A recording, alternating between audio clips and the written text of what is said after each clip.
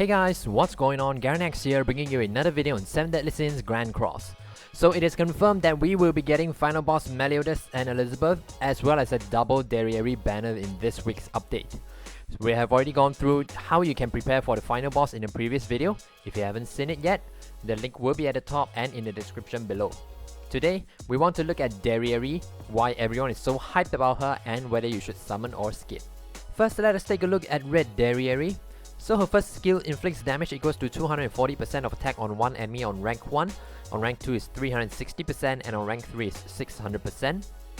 Her second skill increases basic stats by 20% for 2 turns on rank 1, on rank 2 is increased by 30% for 2 turns and gain evasions for 1 turn, and on rank 3 increases basic stats by 50% for 3 turns and gain evasion for 1 turn.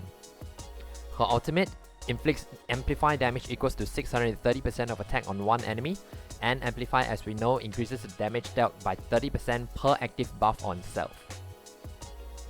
Her passive increases attack by 10% when the hero uses a skill. The buff goes away when no skills are used on the turn and limit to 10 times. And her commandment decreases the damage dealt by ranged attack of allies and enemies in PvP by 35%. Red Derieri is no doubt a great unit. She's the single target queen because of her passive and second skill.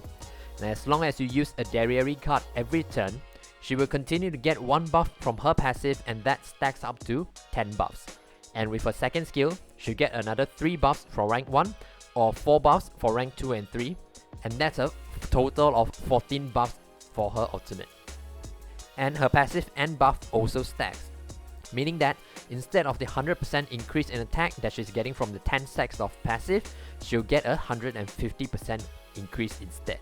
Gear wise, it's definitely attack and defense set because we want to maximize her damage output. Since Derieri has extremely low crit chance, so we can't really go for attack crit damage set, so attack and defense set is the best option for her. Now let's take a look at Green Derieri. So her first skill inflicts damage equals to 120% of attack on one enemy and depletes 1 ultimate move gauge on rank 1. On rank 2 is 300% attack and depletes 1 ult move. And on rank 3 is 450% of attack and depletes 3 ult move gauge.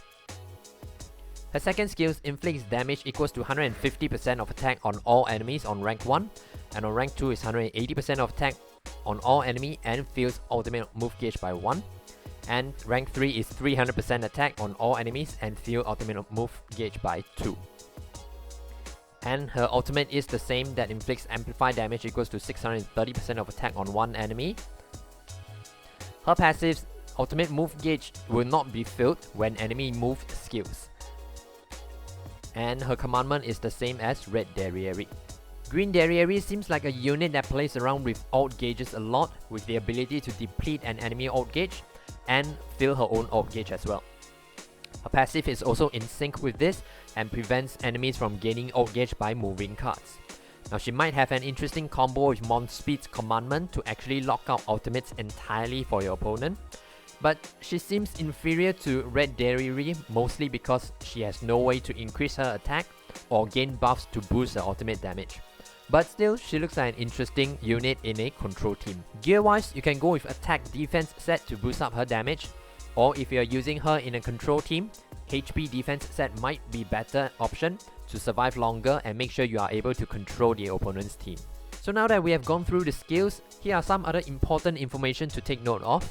Number 1, Red Derieri will be in part 2 banners, and Green Derieri will be in the coin shop for 10 coins or 7 coins when on discount. Number 2, LV Melly might be around the corner. Many people are speculating that he might be coming in the 6-month anniversary celebration, which is just about 2 weeks away. If the banner is the same as JP, Red Derieri will be in the LV Melly's banner as well. And number 3, Red Derieri is a unit that will definitely help in Final Boss Meliodas and Elizabeth. If you are waiting for LV Melly's banner to get her, of course by that time Final Boss will be over. So those are the information that we have as of now. Should you summon or skip? I would say yes, you should summon if you're a whale or a collector and you like having a complete box. Yes, you should summon if you love Derieri. Yes, you should summon if you don't have a good DPS unit for Final Boss and you're aiming for top 5%. And I would say no, you should not summon if you already have a decent DPS unit for Final Boss and top 15% is good enough for you. And no, you should not summon if you want to give yourself a higher chance of getting LV melee.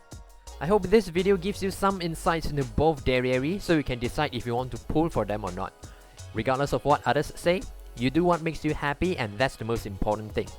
Again, if you haven't seen the previous video where we talk about Final Boss Meliodas and Elizabeth and how to prepare for them, check out the video, the link will be in the description below. If you wish to have some discussion with like-minded people, consider joining my Discord, link will be in the description below as well.